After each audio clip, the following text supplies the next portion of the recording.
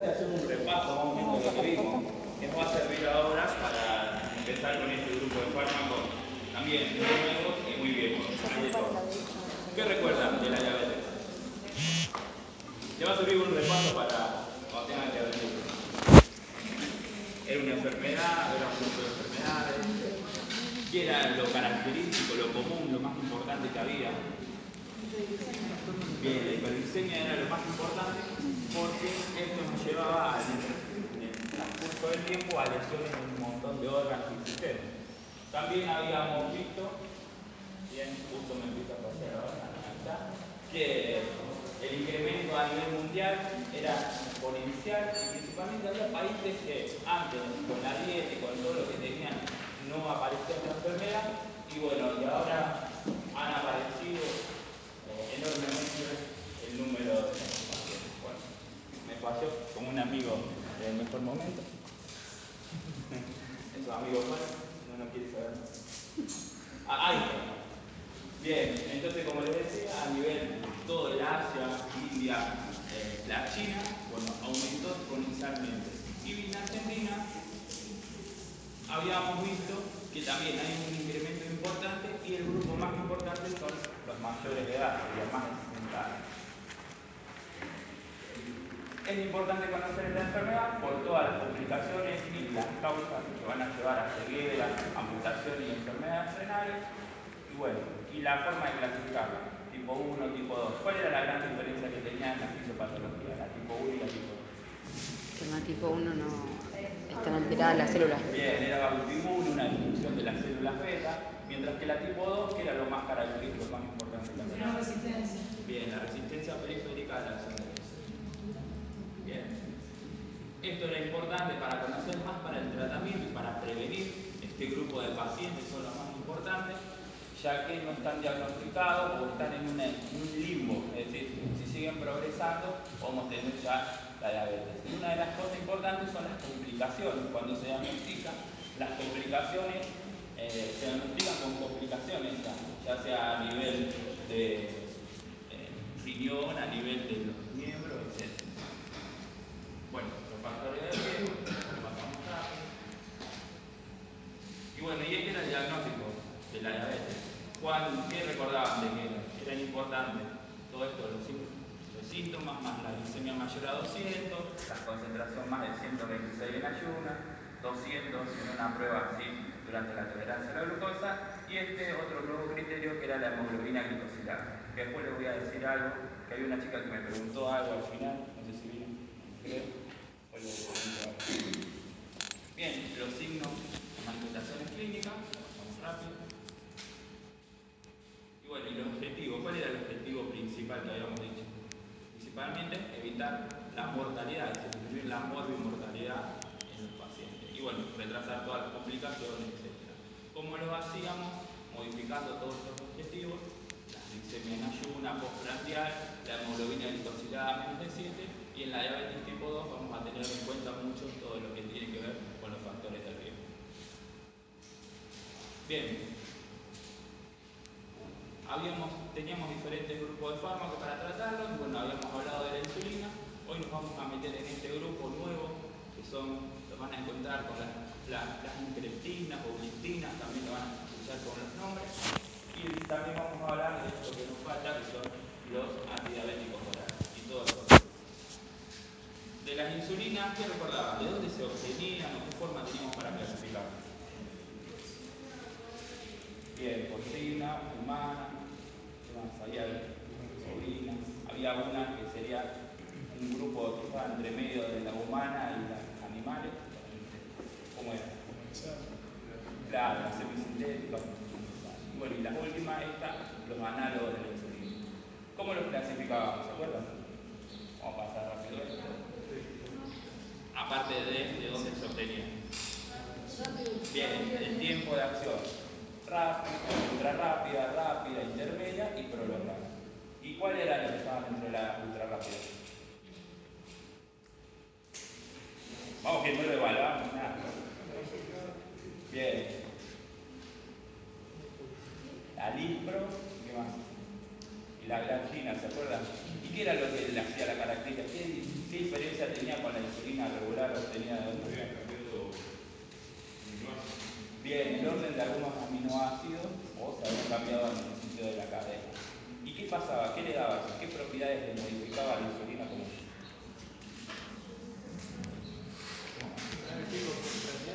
¿Cómo? Que se muraba en el pico postprandial. Algo tipo o un poquito más. ¿Se acuerdan qué pasaba con la insulina cuando se cambiaba el pH y entraba el pH del circutáneo? O generalmente formaba hexámeros pequeños. Entonces todas esas cadenas estaban juntas. ¿Qué pasa? Cuando llega, para poder absorberse necesita estar en monómero, es decir, una sola cadena con dos unidades. Al hacer ese cambio en la molécula, ocasiona que rápidamente se formen esos monómeros. Y por eso se absorbía mucho más rápido. Como él decía, era muy importante para este pico postprandial que se perdía en los pacientes diabéticos. Bueno, era una. Y después teníamos, bueno, lo que estábamos diciendo antes, las insulinas. Bien, ¿y las intermedias cuál había? La más conocida. La NSA. Bien. Neuroprotamina. ¿Y qué características tenía diferencia? ¿Qué hacía la protamina? Enlentecía también la absorción a nivel del subcutáneo y tenía un amortiguador fosfato, así que había que tener cuidado también con que se combinaba. Bueno, eso era para recordar los diferentes picos. Y los análogos de estos, ¿qué característica era bueno? Que teníamos la glargina, que era importante. Era basal. Bien, no tenía pico, imitaba lo basal, no servía para todo el día, una concentración basal. Además, ¿había alguna diferencia con lo del ejercicio o algo? Bien, es importante que no se modifica a las otras sí, la absorción puede aumentar si le damos calor, ejercicio o masaje en el sitio. Con la glargina se ha visto que no hay diferencia, no se modifica esa curva que tiene. Los efectos, bueno, acá en el lo que hablábamos, y bueno, la vía de administración la vamos a saltear. Y ahora sí, vamos a empezar. Una de las cosas, no sé si me preguntaron acá, era del valor de las bombas de infusión de insulina. Estuve buscando por todos lados a ver cuánto saldrían y hasta el 2012 estaban 18.000 pesos. Pero, calculé, ahora se aumentaron terriblemente, o sea, como a 20, 30, 50. Lo que sí encontré, después se lo vamos a mostrar al final, es la ley que la cubre, así que la obra social y todo la tendría que dar gratis. El monitoreo, los efectos adversos, y bueno, y las diferentes curvas que se pueden utilizar, diferentes insulinas que se pueden utilizar. Ahora sí, empezamos con este grupo de fármacos. Incretina. Lo van a encontrar. Normalmente, cuando nosotros comemos glúcido o se administra glucosa, se va a producir una liberación de insulina, se van a producir la liberación a nivel intestinal de otras sustancias, que también tienen el nombre de incretinas y van a ser dos las más importantes. El péptido, parecido al glucagón o similar al glucagón, y el polipéptido insulino trópico de glucosa dependiente. ¿Qué hacen esto? Este, principalmente, más que este, va a actuar sobre estas células beta y va a estimular la liberación de insulina. Pero ¿qué pasa? Dura muy poco. Entonces, se destruye rápidamente por una enzima que se llama endopeptidasa, así que la acción es muy cortita. Y generalmente, la acción es dependiente de glucosa, es decir, es combinada con la glucosa, la liberación de insulina. ¿Qué pasó? En cambio, bueno, ¿cómo se sintetiza? Normalmente se sintetiza por, como lo vimos antes, cadenas largas de polipéptido, que es tomado por enzima, y vamos a ver que dependiendo de las células donde se produzca, vamos a tener los derivados. Es decir, ¿dónde van a liberar esto? El glucagón y este péptido a nivel de las células alfa y principalmente a nivel de las células L intestinales, y también se ha visto en el romboencéfalo en algunas neuronas ahí. Entonces, ¿qué pasa? Este polipéptido empieza como glucagón, luego lo toman estas diferentes enzimas, valor que lo sepan, pero sí que lo van a dividir en pedacitos y liberan este polipéptido. Como les dije, es muy poco, va a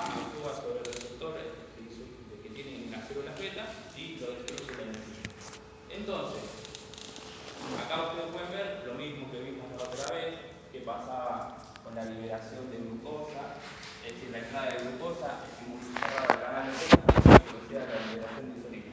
Bueno, ¿estos dónde actúan? Actúan en un receptor en las células beta, aumentan el AMP cíclico, ¿se acuerdan de esto? Que estaba acoplado a GS y todas las proteínas, y producen la liberación, la exocitosis de insulina. Es decir, es como que complementa la acción de la glucosa que veíamos. Por eso, si se administra este fármaco, se administra glucosa por vía oral, la secreción de insulina es mucho mayor que si se administra por vía endovenosa, porque esto actuaría a nivel intestinal estimulando la liberación de insulina, mientras que por vía endovenosa no actuaría. No sé si quedó claro lo que quiero decir. Es decir, como que es un complemento a la glucosa y hace que mayor secreción de insulina haya.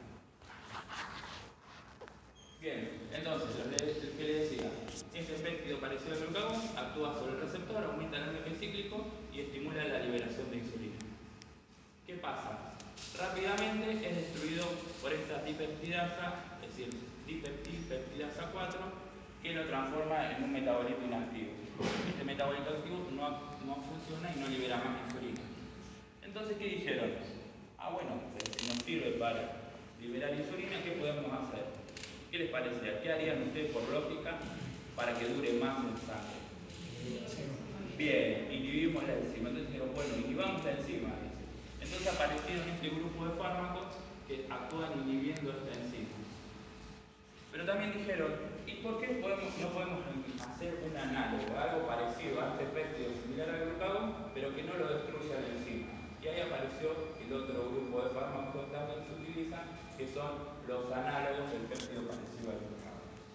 Dentro de este grupo, que les digo, incretinas, tenemos dos grupos de fármacos, dos subgrupos.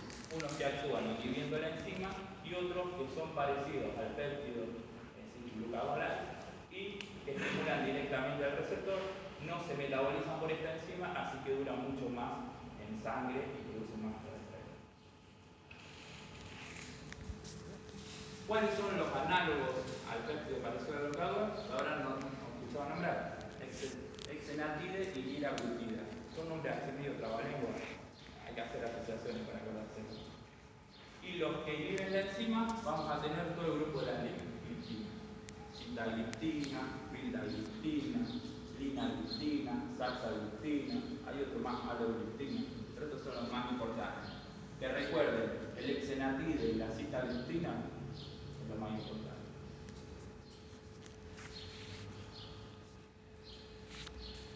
¿Qué hacen? Bueno, como decíamos, estimulan la liberación de insulina, inhiben la secreción de glucagón, a su vez también se vio que aumenta la biosíntesis de proinsulina, así que no solamente hace que salga insulina de la célula, sino que estimularían ciertos genes para que aumente la producción.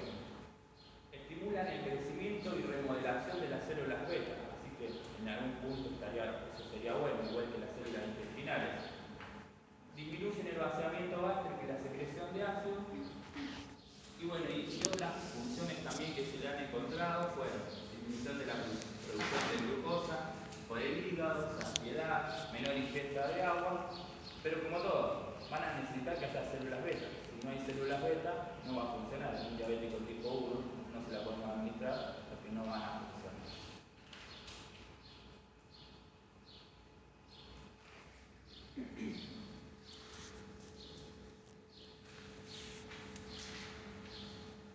¿Cuáles son las propiedades farmacocinéticas de esto? Saben una característica.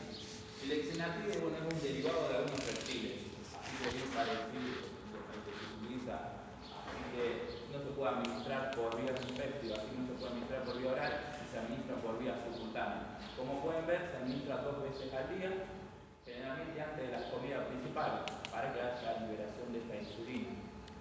Bueno, la vida media es de 23 horas, eso lo dice Bullman, que es la bibliografía básica de nuestra cátedra. En algunos lados de 2 a 4 horas, pero principalmente retengan 23 horas.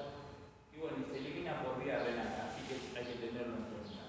Viene como jeringas rellenadas, entonces tienen concentraciones de 5 a 10 microgramos, hay de 2 tipos las jeringas. Ya van a ver una cosa importante. Mientras que la liraglutida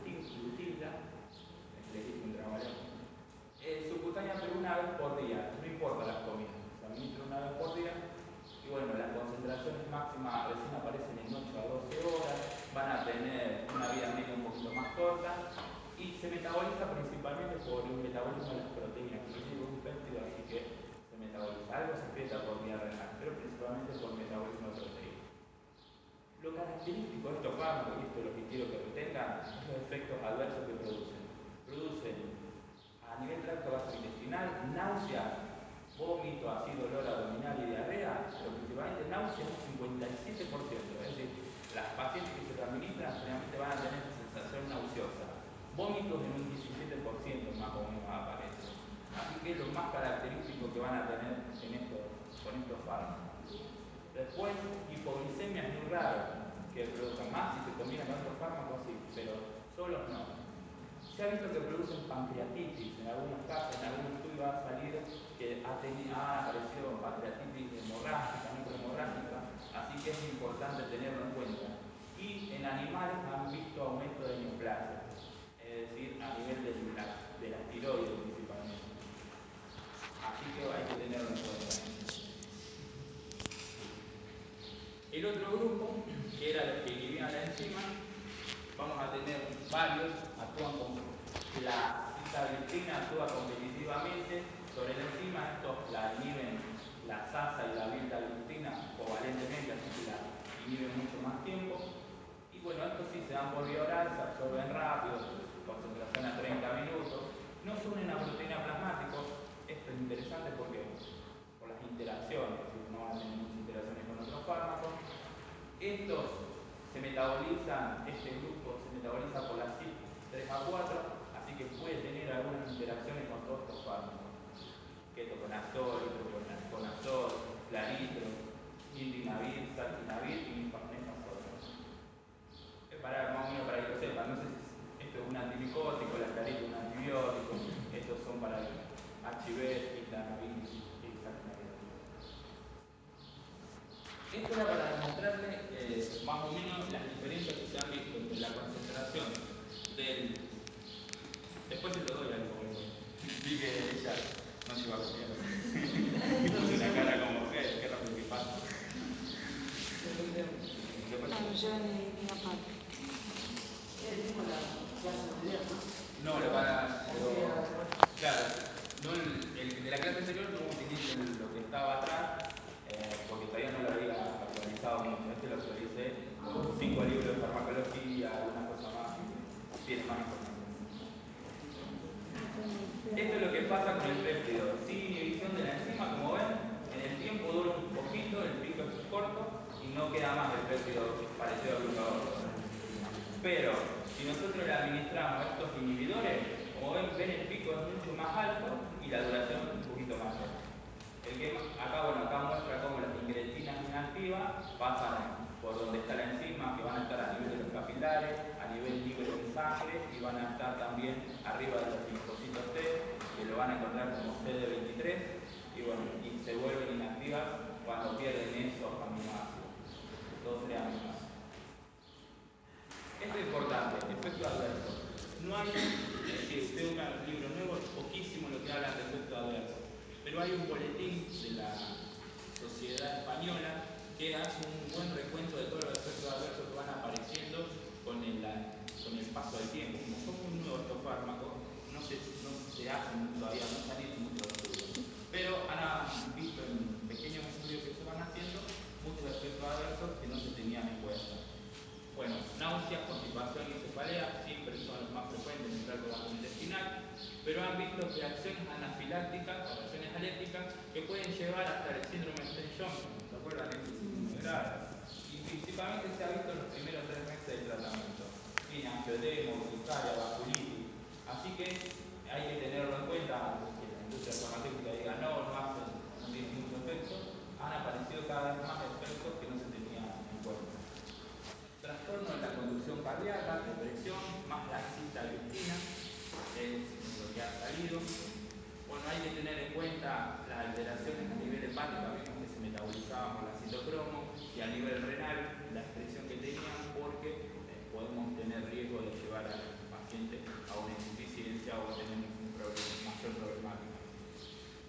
Randomiólisis se ha visto si se combinan con estatina. Ustedes saben, la estatina es uno de los adversos, pero si lo combinamos con cita aumentábamos el riesgo. Y por último esto, se decía no, esto no produce pancreatitis, nada más lo producían los análogos. Bueno, también se han visto 6-7 casos de pancreatitis en el último estudio. Y por último, como les decía, esta enzima también está arriba del linfocito, que se conoce como el CD26. Y en estos pacientes aumenta el número de infecciones urinarias y infecciones respiratorias. Así que les digo, esto es lo más actualizado que encontré, y si tienen la mala suerte de que en el final le tome algún farmacólogo, seguramente le va a preguntar en base a estos efectos adversos de estos fármacos. Así que lo tienen bien actualizado. Bueno, esto es alguna de las contraindicaciones que hay que tener en cuenta. Diabetes tipo 1, no hay células beta para que funcione, embarazo no hay mucho estudio durante el embarazo, menores tampoco, y bueno, si tiene alteración renal hepática, por lo que decimos. Como resumen, no deben ser fármacos de primera línea, es decir, ahora vamos a ver que sí verdaderamente se usan de primera línea. Estos se reservan cuando ya no podemos tratar de no mantener la glicemia bien en los pacientes diabéticos tipo 2, bueno, lo podemos utilizar. Ahora la industria farmacéutica, todo lo que tiene que ver con la promoción de estos fármacos, dicen no, son los mejores, son los más nuevos, hay que utilizarlos en nuestras líneas al principio. Pero siempre ustedes, como dicen, nunca hay que estar en el final ni en el principio de las novedades, siempre hay que estar en el medio. Es una de las cosas que nosotros decimos en farmacología. Van a ver que vienen en terapia combinada con metformina, tiazolidinediona, sulfoniluro. La mejor combinación que se ha visto fue con metformina, que van, después la vamos a ver. Bueno, la disminución de la hemoglobina glicosilada es re poco, menos del 1%. Va a depender de los fármacos, en un 0,5 o un 9 de estos grupos, y no se sabe si disminuye las complicaciones. Como les digo, no hay estudios verdaderos que digan sí, disminuye las complicaciones del paciente, sí, la mortalidad, sino que lo que te dicen disminuye la hemoglobina glicosilada, y con eso a lo mejor disminuye las complicaciones, pero verdaderamente no hay un estudio que lo demuestre. Ustedes saben, hay un estudio que demostró que la metformina era uno de los mejores, el UKPDS, seguramente lo van a nombrar después, muchas veces. Bueno, ese sí demostró, porque se estudió a lo largo del tiempo a varios grupos de pacientes, como 5.000 pacientes, y se vio que la metformina sí tenía un efecto beneficioso sobre estas complicaciones. Bien, una de las cosas que tiene el oxinatide es la pérdida de peso del paciente, que sería entre un 2,6 y un 3,7%, que serían de los análogos. Mientras que los inhibidores de la enzima no tienen, muchos lados lo van a encontrar como neutrales la pérdida de peso. En otros dice que pierde 1,5 kg más o menos, pero neutral es lo que más se habla. Mientras que este sí produce pérdida de peso, los análogos. Y también adenocarcinoma, y como les dije, principalmente en animales, y el de tiroides, el carcinoma medular de tiroides. Y el otro, el exenatide, se ha visto el aumento de cáncer de vesícula. Es alguna de las cosas que se habla. Y ahí me lo la sitagliptina por 28 comprimidos, 329 pesos, y la pegilcarretenada vale 1.896 pesos del exenatide. Así que hay cierta diferencia, me parece, al utilizar. Eso actualizado al junio de este mes, o sea que es al mes de Kairos. Utilícenlo cuando tengan que buscar precios, cosas así, formas comerciales. Busquen por internet, pongan ahí, les sale bien todos los precios y les cuento qué hace por páginas.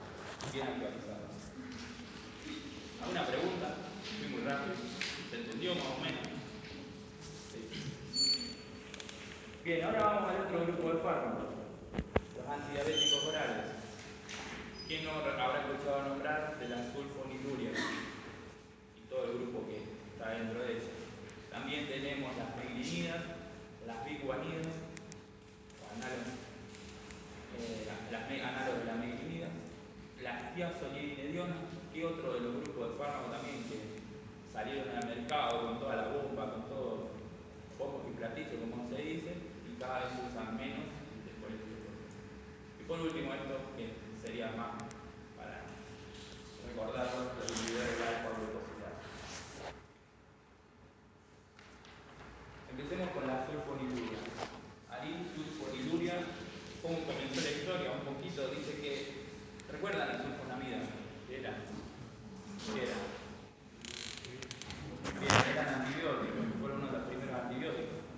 ¿Qué pasó? Un tipo estudiando, James Bond, no es el espía número uno, pero James Bond es el nombre, en 1940 y pico, estudiando con la sulfoniluria, vio que los animales tenían hipoglucemia. Entonces, ¿qué hizo? Dijo, bueno, acá hay algo raro. Entonces empezó a trabajar con todo este grupo de fármacos. Como les dije, el primero que trabajaban era la tolbutamida. Y por eso le digo, ahí sulfoniluria. Luego, acá ustedes pueden ver el anillo bencénico y la parte urea. ¿Qué pasa? Tenían estos cambios en estos extremos y aparecieron todos los derivados. El primero que, como les digo, el primero que se empezó a trabajar fue con la tolbutamida. Pero ya ahora no se trabaja más porque no vio que modificaba esto de la nueva inmortalidad. Principalmente no se utiliza más. ¿Por qué? Por el riesgo que tiene de hipoglucemia, igual que la clorpropamida. Se clasifican en generaciones, como ustedes pueden ver. Estas son las más viejas y tienen una vida media muy larga, entonces tienen más riesgo de hipoglucemia. Estas son las que ustedes van a escuchar en el mercado y la glibenclamida seguramente la habrán escuchado nombrar, las que más se utilizan en relación con el. Ahora también estas se utilizan, glicida, glitazida, glibetrida, pero todas son efectivas, todo cumple su efecto. Lo que sí tiene algunas diferencias farmacocinéticas y algunas diferencias de costo. ¿Cómo actúa? Bien, hay que recordar lo mismo que habíamos hablado antes. La glucosa entraba, se fosforilaba, producía cambios en el ATP. Este desbalance lleva al cierre del canal de potasio, se producía la despolarización, se abrían canales de potasio vertical voltaje dependiente, salía insulina.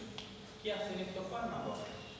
Pensaron, digo, y bueno, si cerramos el canal, vamos a hacer lo mismo que hace el ATP. Bien, actúan a nivel del canal en un receptor SUB1, pero lo vamos a ver, que cierra el canal y produce lo mismo que para el ATP. Despolarización, apertura de calcio, de los canales de calcio, bueno, y exocitosis de insulina. ¿Cómo es el canal? Es un octámero, no lo tienen que saber todo esto. Está formado por dos unidades, SUB1, que a su vez se subdivide en 4 subunidades, y los pliegues. Es un canal rectificador de potasio que cuando se abre deja entrar el potasio. Bueno, ¿dónde se unen las sulfonilurias? Las meglitimidas en el sur. Lo que hace es cierra el canal. Esto para que lo vean y tengan una idea. Pero bueno, recuerden eso. ¿Dónde actúa la sulfoniluria? En el conducto de potasio, ATP dependiente, lo cierra y hace la exocitosis.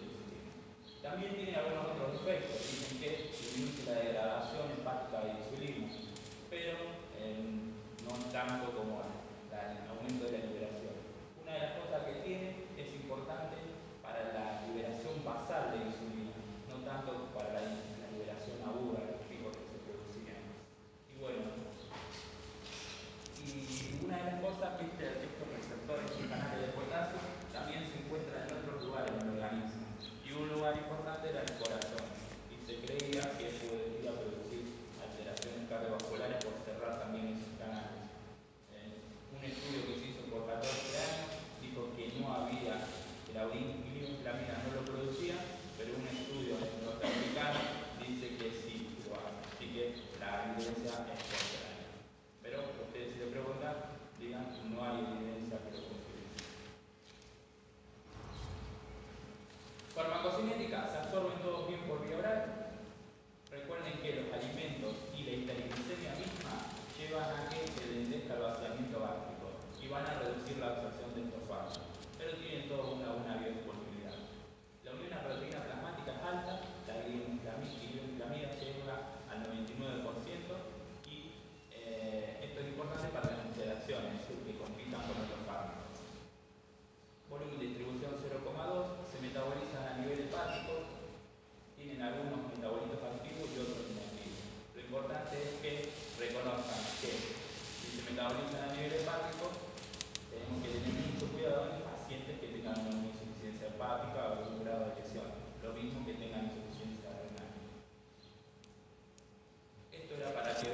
comparación de una de las que tiene entre la biodisponibilidad, la fracción de expresión, la vida media y la duración del efecto.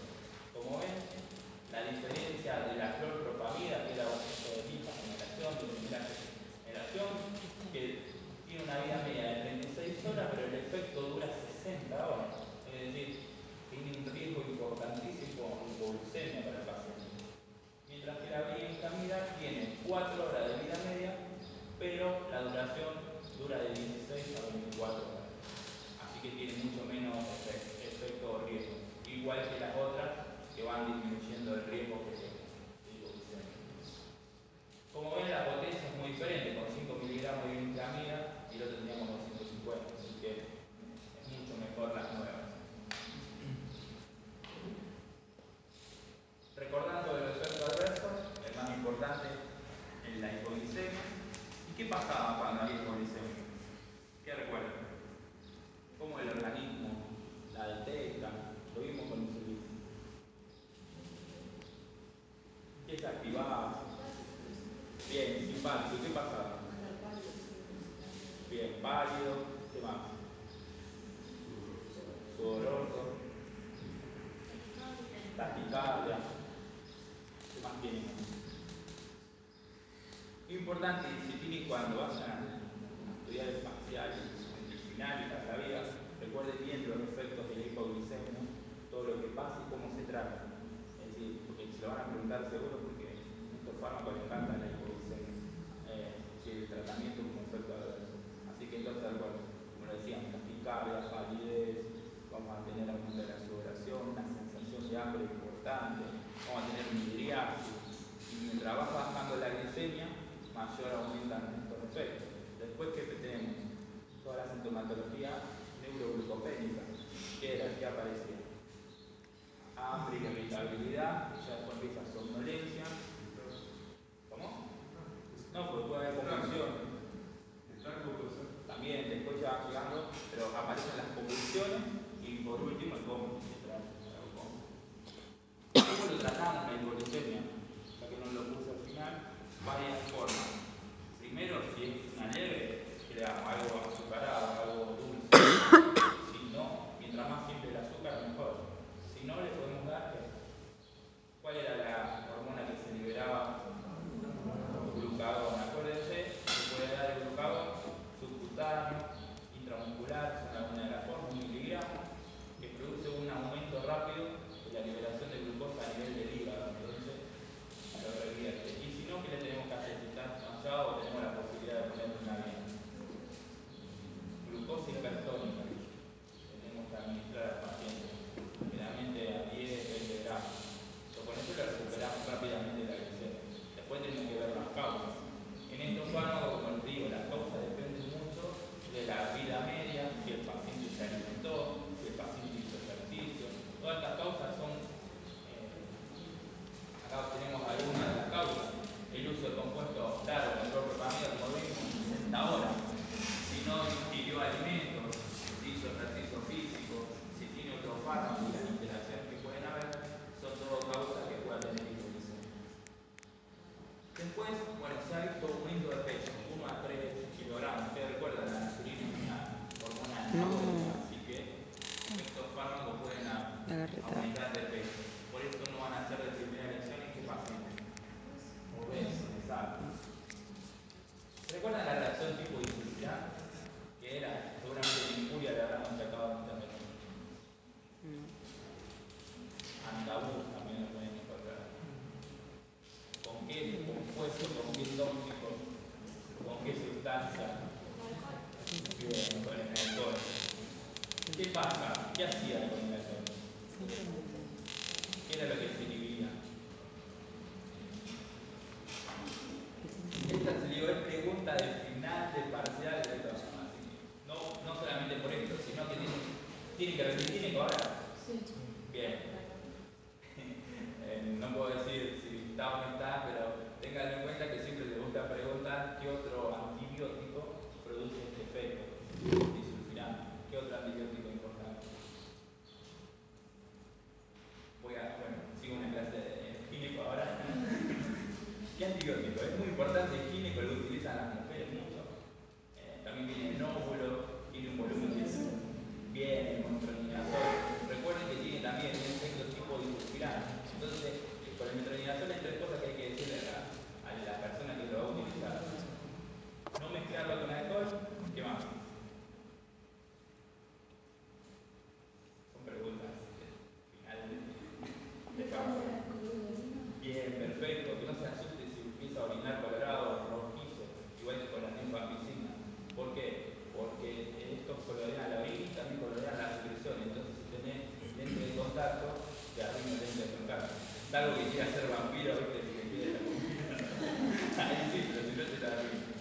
después que siempre hay que tratar a la pareja, porque además si es trichomona vaginal y porque siempre el hombre no tiene sintomatología y la mujer sí. Así que bueno, y el efecto disulfiram, ¿por qué se debe? ¿Por qué? Porque inhiben una enzima. ¿Se acuerdan del alcohol cómo se metabolizaba? Alcohol deshidrogenasa, se transformaba en acetaldehído, esta se transformaba por la acetaldehído deshidrogenasa, el dióxido de carbono, agua, etc. ¿Qué hace? Estos fármacos y estos también inhiben esa enzima, aldehído deshidrogenasa. Aumenta el acetaldehído y el paciente que se pone todo rojo, vómitos, náuseas. Entonces siempre hay que advertirle al paciente.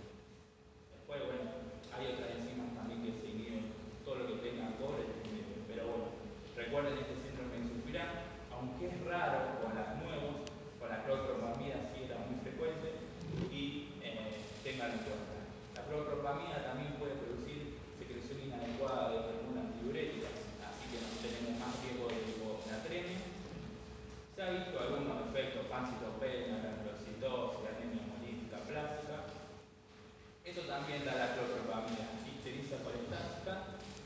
Y bueno, como en el núcleo tiene un núcleo sulfa, pueden dar reacciones de hipersensibilidad. Todo lo que sea sulfonamida, recuerden, la piel te hará una lesión a nivel del hígado, a nivel del riñón, siempre hay que tenerlo en cuenta, a nivel de la sangre también. Eso de los antibióticos. Interacciones. Bueno, si mezclamos dos sulfonamida, riesgo de hipoglicemia en 2. Estos tres, clorfibrato, dicumarol y salicilato, compiten por las proteínas. Vimos que tenían 90-99% de unión a proteína. Bueno, si los administramos junto con esto, tenemos riesgo de que tengan una hipoglicemia importante. Y el etanol y el propanolol, ¿se acuerdan que yo les dije rápidamente cuáles eran las interacciones que tenían en la clase? Esa otra de las cosas que le dije, sepanla bien, porque es pregunta, ya la he escuchado 100 veces por lo menos la pregunta, así que ¿qué pasaba con el etanol? ¿Qué inhibía el alcohol? ¿Y qué pasaba con los beta-bloqueantes no selectivos? Y el riesgo de hipoglicemia. Nadie. No tenga miedo, estoy tirando data para que tengan cuando hacen el final. ¿Qué se activa cuando hay hipoglicemia? Todo el sistema nervioso simpático. Y si nosotros le damos un beta bloqueante, ¿qué pasa? Se bloquean los receptores beta 1 que estaban a nivel del corazón. Entonces toda esa sintomatología, esa taquicardia, desaparece, la bloquea. Claro. Además, ustedes recuerdan los beta 2, ¿dónde estaban? Los receptores. Vías aéreas era uno de los más importantes. Otro lugar que sirve para clínica obstetricia, lo tuvieron que estudiar en el útero. Y otro lugar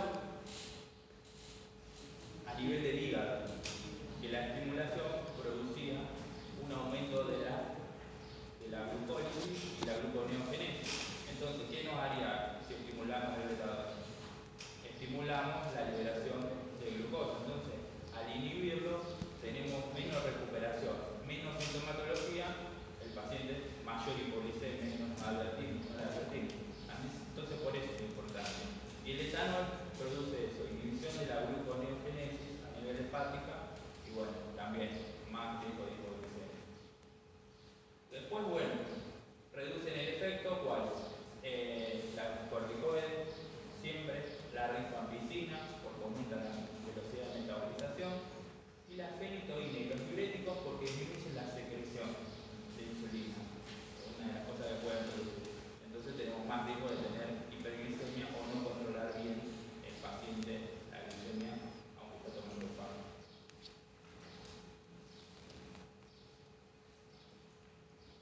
Contraindicaciones, bueno, lo pensamos en el mismo, que a veces es tipo 1 porque no tenemos células beta, así que no nos va a servir. Embarazo, bueno, el embarazo y la lactancia es importante, ¿por qué? Porque estas drogas atraviesan la placenta, llegan al feto y estimulan la liberación de insulina, entonces el feto tiene hipoglicemia, así que puede ser grave para el chico, así que no deben darse en mujeres embarazadas. En centros de ácido esteatosis diabética, pasamos a insulina. Insuficiencia renal hepática por lo que decíamos, que se metabolizan a nivel del hígado, se eliminan por vía renal los metabolitos. Alergia a la sulfa, principalmente por lo que decíamos las reacciones de hipersensibilidad, cirugía, infecciones, traumatismo, son todas cosas que pasamos a insulina al paciente. No le podemos dar estos fármacos. Y bueno, y relativas, corticoterapia, insulina, infecciones leves y perioperatorias. Principalmente porque, como siempre, si lo necesitamos los corticoides lo tenemos que utilizar. Después modificamos la dosis o le agregamos otra cosa, pero si el paciente tiene una enfermedad grave lo tenemos que utilizar.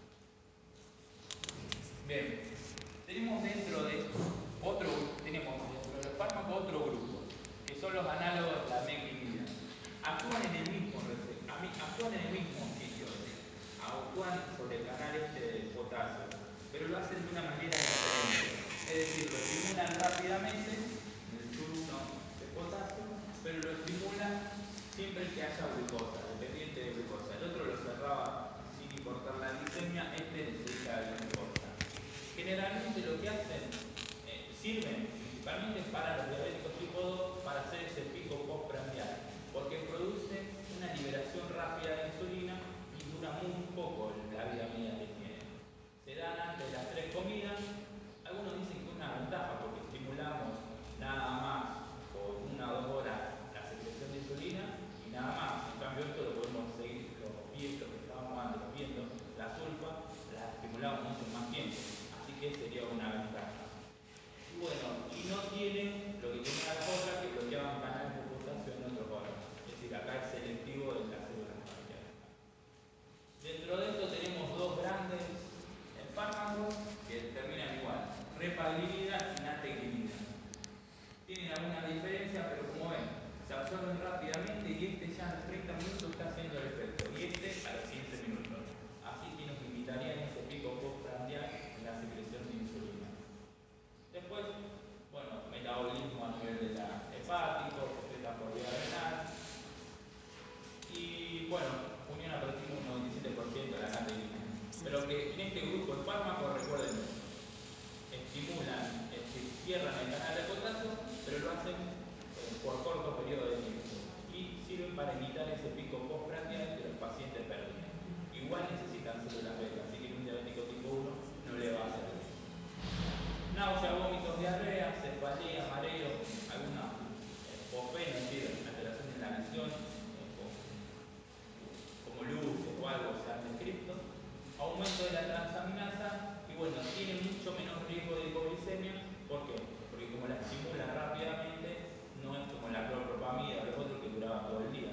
Esto nada más es una estimulación que, como ven, dura menos de 1 hora. Es cortísimo lo que actúa. Se utiliza variado el uso que tiene, no están utilizados serían. Pero en lo que lleva un mayor gasto debido a que esto tenemos que dar 3 veces por día, generalmente no se utiliza tanto. Contraindicaciones son las mismas que las sulfas, así que dicen gasten en copiarlas.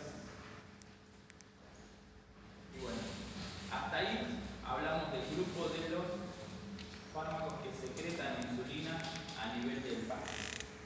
Como vieron, tenemos el grupo de las sulfonilureas y el grupo de hecho de las meglitinas. Ahora vamos a empezar con el grupo que actúa en otros lugares. ¿Alguna pregunta del otro?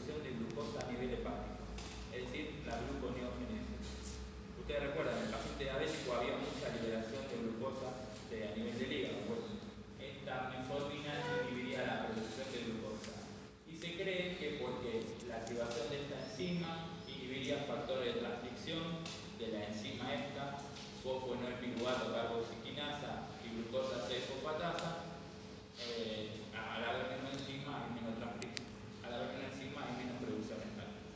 Pero en resumen, el mecanismo más importante inhibe la gluconeogénesis y la liberación hepática de glucosa. A su vez, a nivel periférico, al activar esta enzima, que era la proteína incrementa la sensibilidad periférica. Se cree que es porque aumenta los transportadores en la membrana, es decir, lleva del citoplasma a la membrana los transportadores glucosales. Entonces entra más glucosa a la célula. Esos serían los dos mecanismos más importantes y que nunca se le olviden. Metformina no se quede con insulina, es decir, sensibiliza la acción a nivel periférico y lo que hace, como les digo, disminuye la producción hepática de glucosa. También tiene otros efectos. Uno de ellos es que disminuye la absorción intestinal de glucosa. Dicen también que se metaboliza a nivel de la pared. Disminuye los niveles de los tipos LDL y VDL, es decir, de los lípidos en sangre. Y habla de algún fibrinolítica, y tiene algún efecto sobre la fibrinólisis y la tensión arterial. Pero son mucho menores. Un 30% dice que disminuye los lípidos. Pero lo importante es estos dos efectos que produce. Farmacocinéticamente tiene una absorción variable, 50-60%. No es una proteína plasmática, se excreta completamente por vía renal.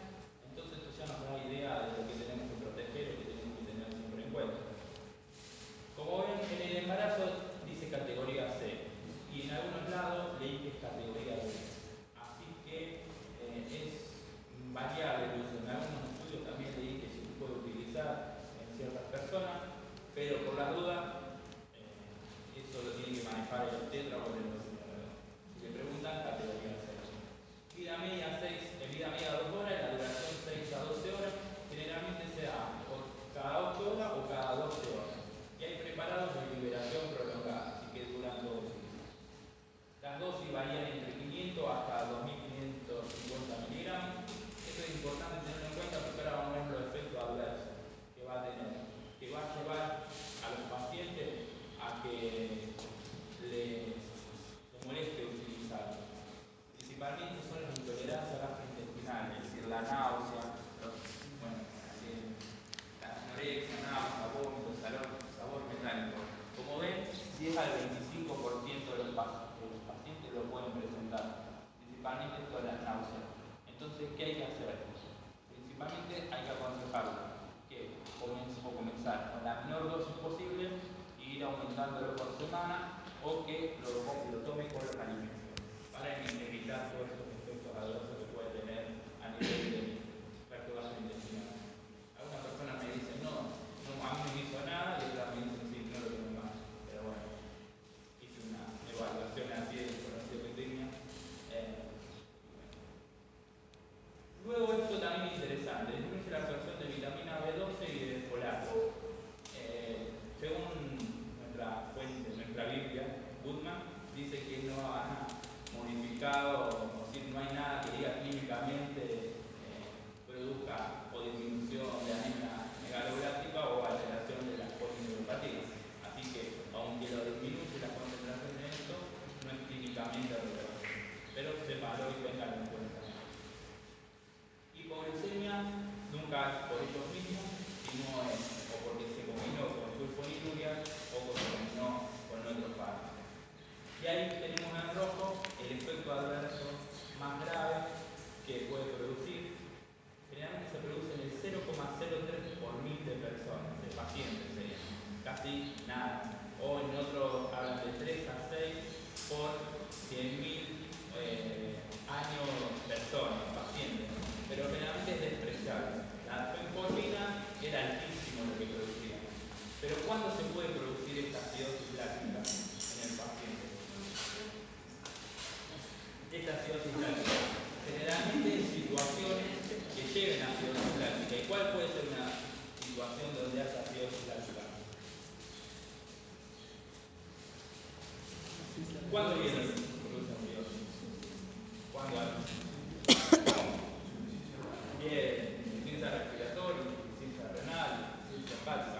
todo en esas situaciones puede, si le damos metformina, complicarlo y tener una acidosis láctica.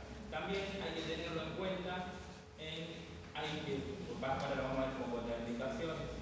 Acá lo vemos, insuficiencia cardíaca, el alcoholismo, bajo peso o infecciones severas también nos llevan al riesgo de insuficiencia y son contraindicaciones. La cetoacidosis. Y una de las cosas que es importante es esto, los estudios contrastados.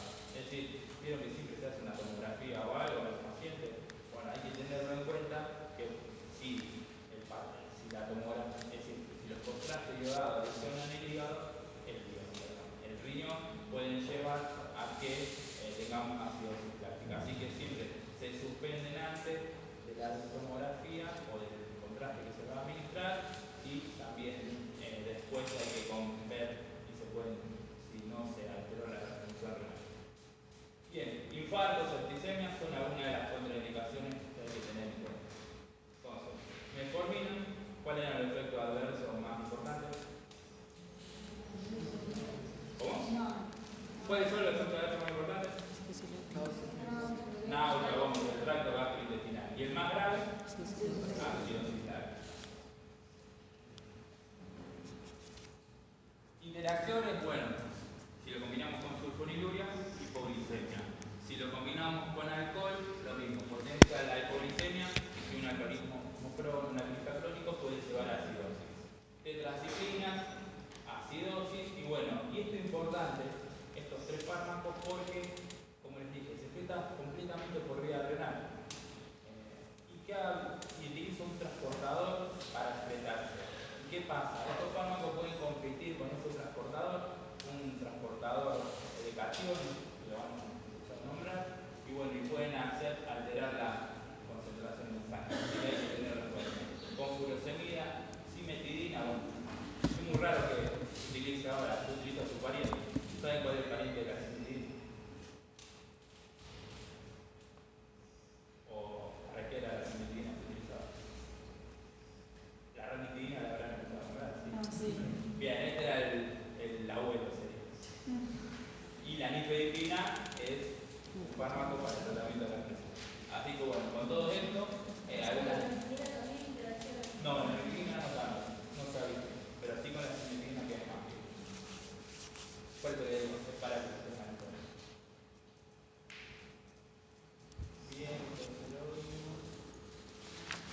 Bien, entonces, es la primera línea que se utiliza para el tratamiento de pacientes diabéticos tipo 2, principalmente obesos. ¿Por qué? Por esta anorexia, náusea y también por la pérdida de peso que le produce al paciente. Viene en combinación, viene en monoterapia y en combinado. Van a ver que viene combinado con todo lo que se le ocurra. Sulfa, la listina, etc. Se han visto en este estudio que yo les dije, un KPDIC, que disminuía las complicaciones totales, sería, por diabetes, ¿sí? Principalmente las macrovasculares. Así que este estudio demostró que sí es muy buena la metformina, no como las otras. Disminuye la progresión del paciente con tolerancia a la glucosa disminuida, es decir, el paciente que estaba en esa prediabetes que yo le decía, si nosotros damos metformina, evitamos que progrese o disminuya mucho la progresión, más todas las medidas dietéticas seguro. Y no produce hipoglicemia por sí solo y disminuye el peso, así que por eso es importante. Y a comparación de lo que vamos a ver en la próxima, otro de los usos también que pueden ser, que la verdad que se nombrar en clínico, es en las mujeres con ovarios poliquísticos, que se utiliza bastante. Incluye el hipotiroidismo y el androgenismo. Y vean esto, miren el costo. Lo busqué y esto, 20 pesos, 21 pesos, valen 28 comprimidos de 500. Y 100 comprimidos valen 100 pesos. Así que hay cierta diferencia. Costo, beneficio. Y tiene muchos años en el mercado, así que es bueno. No es buena experiencia. Ahora vamos a ver estos fármacos que fueron una gran panacea hace unos años, en el 2000 más o menos, 1999. Y ahora se empezaron a dejar de utilizar, es decir, tanto en Europa en el 2009 y en el 2011, la roxiglitazona y la pioglitazona la suspendieron. acá, pero en Europa se han dejado de utilizar. ¿Cómo actúan? Actúan raramente, es decir, actúan sobre receptores nucleares, los PPAR gamma. ¿Recuerdan que otro fármaco actuaba sobre los PPAR alfa? ¿No? Los fibratos, ¿lo escucharon nombrar? Bien, esto actúa sobre los alfa, esto actúa sobre los gamma. Estos son receptores activados por la proliferación de peroxisoma, no importa mucho para qué cosa, lo que sí que estos receptores están en el tejido adiposo, el músculo esquelético, en el hígado, y la activación de estos genes, bueno, lleva a cambios dentro de la célula que aumenta la sensibilidad a la insulina. Actuaría y bueno, regularían todo esto, metabolismo, carbohidratos y entonces, aumenta la sensibilidad a la insulina. Bueno, esto es más complejo todavía, pero se dice, no se sabe si es por esa acción directa sobre esos receptores o porque aumenta la producción de esta sustancia, adiponectina, que en el futuro la van a escuchar nombrar mucho seguramente, van a encontrar fármacos parecidos o algo, pero bueno, ahora lo que recuerden es esto, aumenta la sensibilidad periférica a la insulina y por estimular esos receptores. Aumenta la captación periférica de un 30 o un 50% de glucosa relacionada con la insulina, afecta el metabolismo de los lípidos reduciendo la lipólisis y hace que las células de lípidos capten mayor glucosa y los ácidos grasos circulares, así que tienen un efecto importante en adipocitos. Pero ¿qué pasa? ¿Son verdaderamente eficaces o pasa lo mismo que con el grupo de la gliptina y todo lo que vimos antes?